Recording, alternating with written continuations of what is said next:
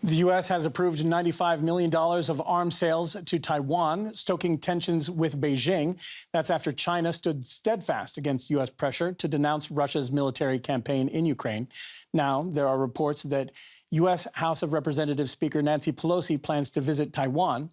But Beijing is staunchly opposed to that, saying if she goes, there will be consequences. The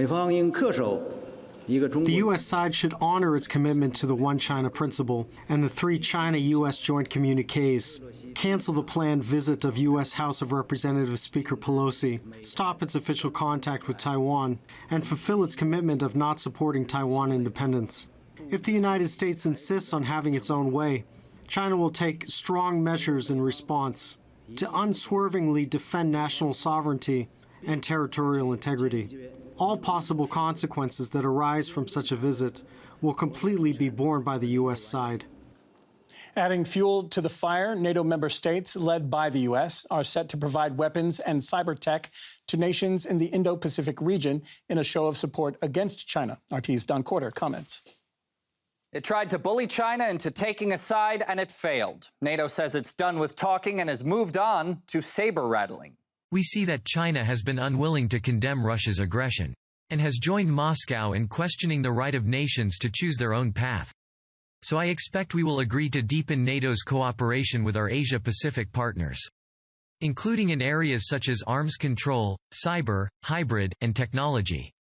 Working more closely together will make us all safer and more secure. So let me get this straight. NATO supports Ukraine's right to choose its own path, but not China's? And the North Atlantic Treaty Organization sure is barking orders far away from the North Atlantic. We have seen that China is unwilling to condemn Russia's aggression, and Beijing has joined Moscow in questioning the right of nations to choose their own path.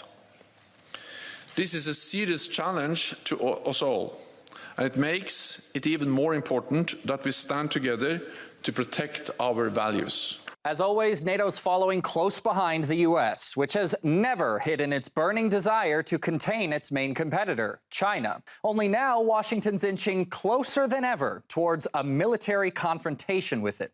Having failed to shame Beijing into thinking it's on the wrong side of history, the U.S. is switching gears into fear-mongering. It almost seems like we can't go through a month without some new revelation coming about China.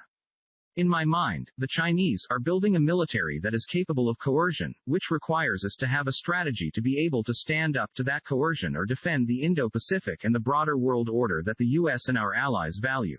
Washington also claims China is acting aggressively by setting up military bases in the South China Sea. Instead, the U.S. says it should militarize the area.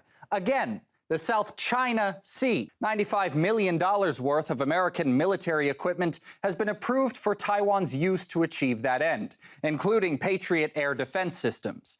Then there's AUKUS, the security pact between Australia, the U.S., and the U.K.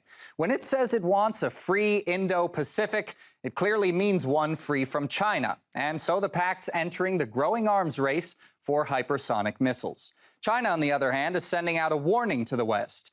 Don't provoke Beijing the way you did Moscow. Anyone who do not want to see the Ukrainian crisis should refrain from doing things which may lead the other parts of the world into a crisis like this. As the Chinese saying goes, if you do not like it, do not impose it against others. All the while, the West and its allies are fixing their bayonets. In Japan, a recent poll suggested people want to break with the country's post-World War II tradition of leaving defense matters up to the U.S. and strengthen its own national defenses. The European Union, with all its past rhetoric of peace, is also rearming, with Germany, for example, pledging $110 billion to modernize its military. Its foreign affairs chief even called the EU's last high-profile summit with China a dialogue of the deaf. Looks like all is revealed about the West's foreign policy when it doesn't get its way through diplomacy. It's our way or the highway. Maybe the U.S. is trying to have another war, like a Ukraine war is not enough. So they can have 2 wars at the same time. They want to challenge China over Taiwan. We know there will be consequences, as said by the Chinese foreign minister.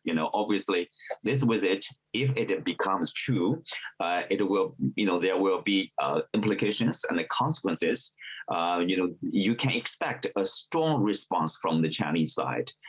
So it's really a bit confusing to see at this point of time, the U.S. is sending Nancy Pelosi to Taiwan to provoke China to support the Taiwan independence. That's something that we know this is a red line for the Chinese. It's simply, it's hard to understand. It's simply unacceptable. You can see right now there's the response, the public sentiment in China.